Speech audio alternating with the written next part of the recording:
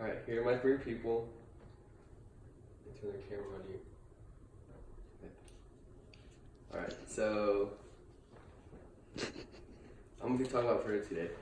Do you know that Peru has over 3,000 kinds of potatoes grown there?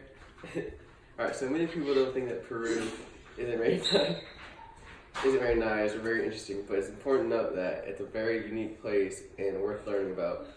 I actually know someone that's originally from there, and he's told me stories and showed me a lot of pictures, and it's a really interesting and unique place to learn about, and absolutely amazing. So let's get into the history.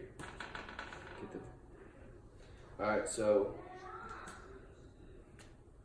according to Prescott in History of the Conquest of Peru book, before the Europeans discovered the American continent, Mexico and Peru were actually the most advanced in power. The people heavily relied on its nature. The people, according to Prescott, were very barbaric. The first villages in Peru were around 7,500 BC. People became sedentary as they figured out how to grow crops and just how to do agriculture. But let's get into its unique culture. Peru's culture is set on beliefs, customs, and a way of life.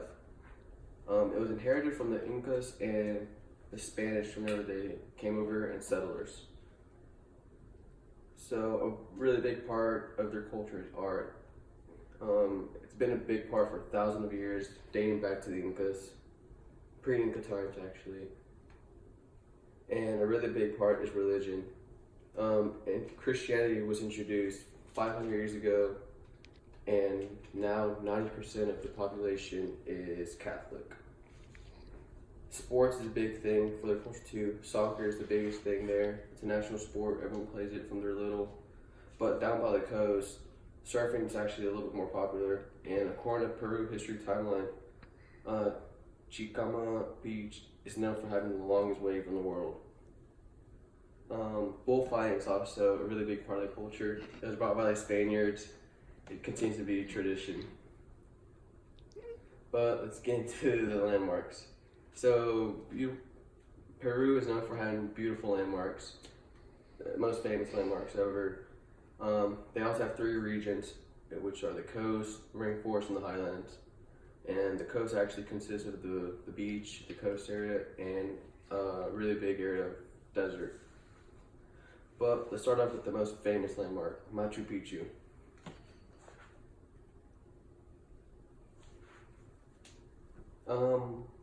According to Catherine Marshall, Machu Picchu is at an elevation of 2,430 meters, and the ruins sit on a cleared hilltop between two rising monoliths. Machu Picchu is actually the old peak, and Huayna Picchu is the young peak. Machu Picchu was built by the Incas around AD 1460. And another really fascinating landmark in Peru is Colca Canyon. So according to work, the valley was formed by counteracting forces of tectonic plates uplifting during the Pleistocene. It's actually one of the world's deepest canyons. Just to show a comparison, it's twice as deep as the Grand Canyon. It's so big that it's divided into three sections: the lower valley, the central valley, and the upper valley. The lower valley is actually cut off by a long arid valley.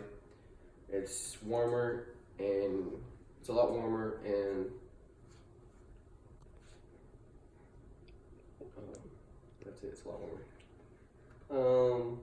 But yeah, a lot of people don't think Peru is very interesting, but I highly recommend that people get into it.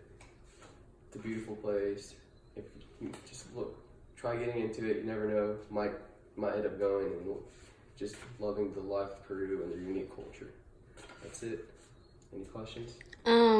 Anything else about the Colca Canyon and the Machu Picchu I need to know, or anything interesting?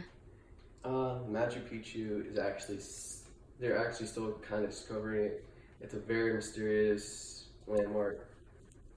They're still researching a lot about it, and the Colca Canyon. Oh, where is it?